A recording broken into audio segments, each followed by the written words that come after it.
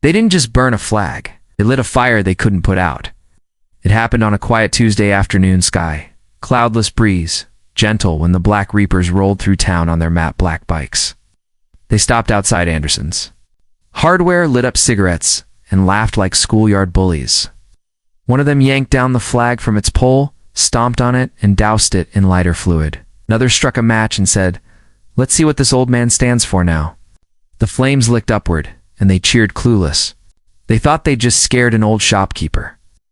But they had no idea who Frank Anderson really was, or who he could call.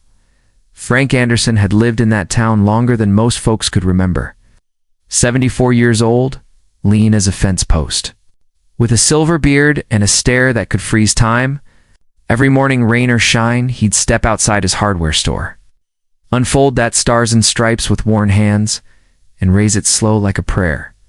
Veterans saluted him. Kids waved to him. Tourists just stared, sensing something sacred in his ritual. Inside his shop hung a faded purple heart, a bronze star, and a photo of 20 young men in jungle fatigues, smiling through the grime of war.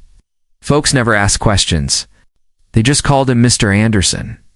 But behind that quiet man was a past pact.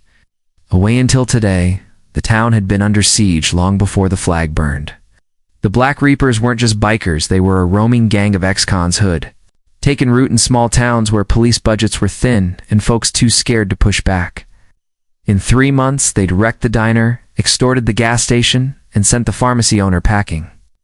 Most turned a blind eye, afraid of being next. But everyone kept looking at Frank, wondering when, or if, the old man would do.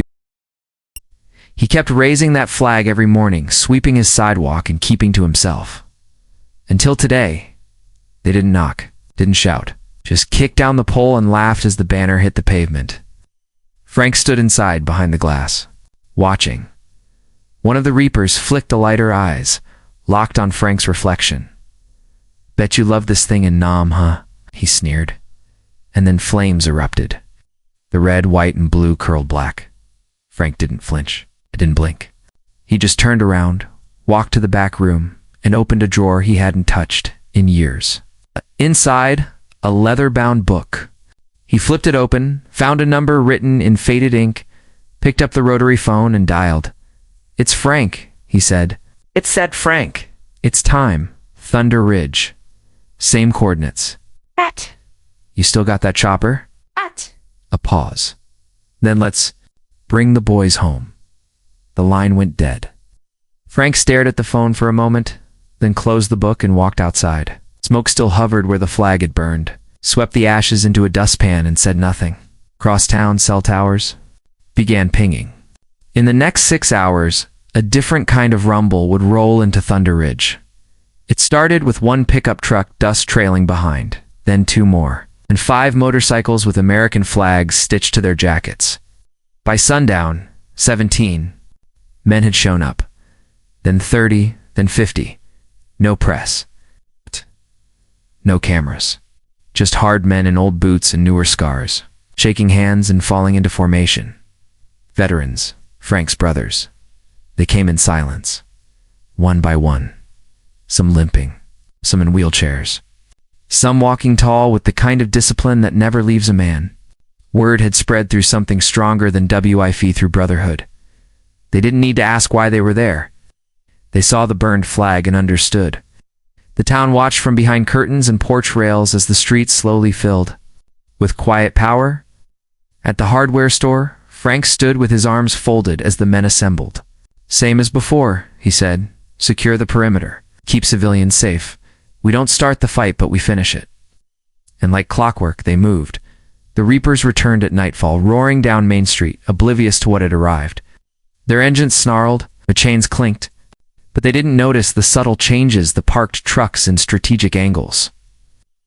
The men on rooftops, the ones leaning casually on light poles, scanning with trained eyes.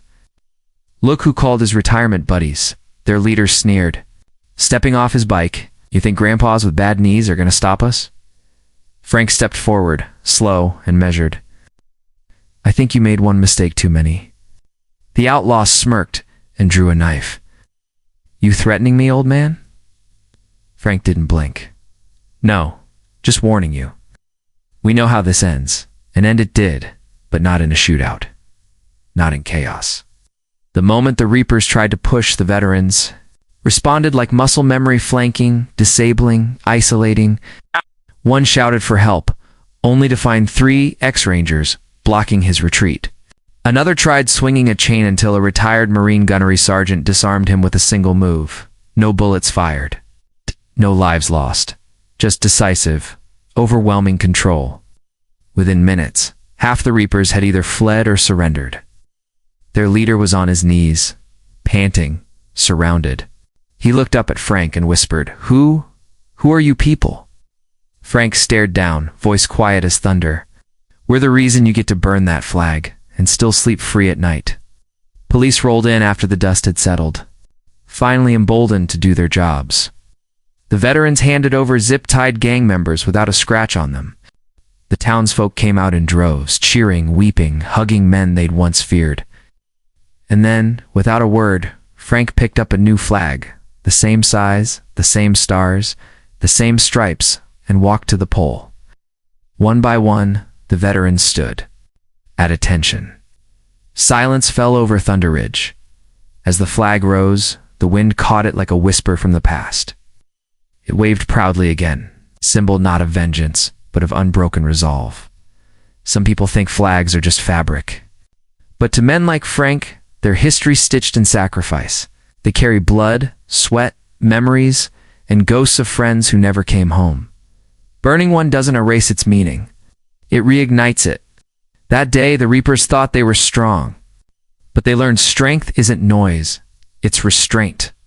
It's loyalty. It's knowing you could hurt but choosing to protect. And sometimes, it's picking up the phone, saying only a few words, and trusting the men on the other end to understand. You see, real power doesn't come from fear. It comes from purpose. From bonds you didn't earn overnight, but forged in.